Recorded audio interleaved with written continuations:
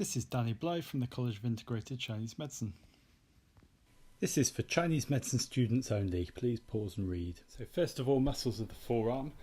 On the hairy side, or in my case not very hairy, is the extensors, and on the hair-free side is the flexors.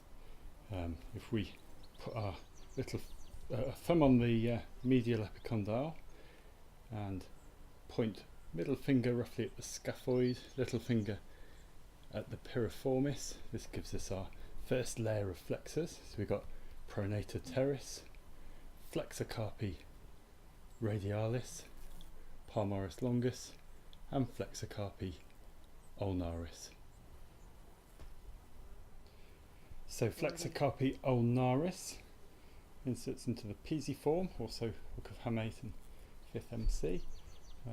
Remember, it flexes and ulnarly deviates the wrist if you're not sure what you're feeling. Do that. And heart 7 is found just radial to that at the flexure of the wrist. So Flexor carpi radialis flexes and radially deviates the wrist. Now it's actually heading up to MC 2 and 3. Lung 9 is just radial to that, on the corner of the scaphoid, and in between that and Abductor pollicis longus, one of the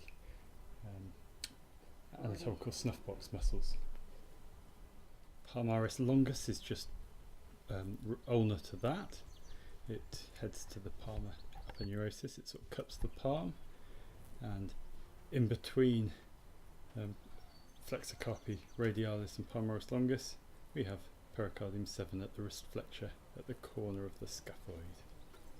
We're often told that those are the three muscles that stand out if you make a fist, but actually if you look at me, I play guitar professionally as well as doing acupuncture, so I've got very strong fingers. So if you look at this here, it's actually much more prominent than Flexor carpi ulnaris. This is the second layer of muscles in. It's the flexor digitorum superficialis, which comes up to the fingers here, makes a tiger's claw. So be careful with which is the prominent tendon and think more about where they're heading to. So on the dorsal surface we have extensor digitorum, which extends the 3 fingers and actually bifurcates into the little finger. So if you resist extension, that will pop up. And extensor digiti minimi, which extends the little finger. If you resist extension, that will pop up. In the gap between those two tendons at the wrist flexure, between the carpals and the ulna, is triple burner 4. Making a tiger's claw really emphasises all of those tendons. So in the anatomical Snuffbox we've got Abductor pollicis longus in yellow, we've got Extensor pollicis brevis in green, and we've got Extensor pollicis longus in purple. So if you extend the thumb, you can see that coming up all the way to the top of the thumb and tucking behind Lister's tubercle on the radius. Large intestine 5 is found bordering Extensor pollicis longus and brevis in the anatomical Snuffbox between the scaphoid and the radius.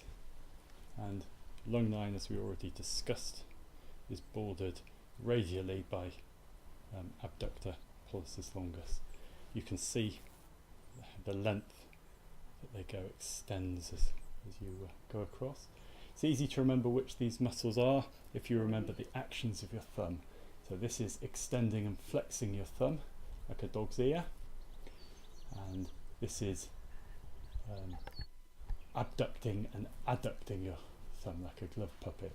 So if you think of this muscle being the abductor, pulling your thumb down this way, and this muscle as being the extensor, lifting the thumb up. So finally, between the 5th metacarpal and the triquetral bone, in close, because this is where the hamate will be, we've got small intestine 4, and it's it runs in a seam between this bone and this muscle, which is Abductor digiti minimi. You can see that hollow quite clearly in there. So finally, by way of caution, remember that the ulnar nerve runs down here along with the ulnar artery and vein. The nerve is most ulnar, and the median nerve runs deep to the pericardium channel, and the radial artery and nerve run close together, just radial to the lung channel. So be careful with these points.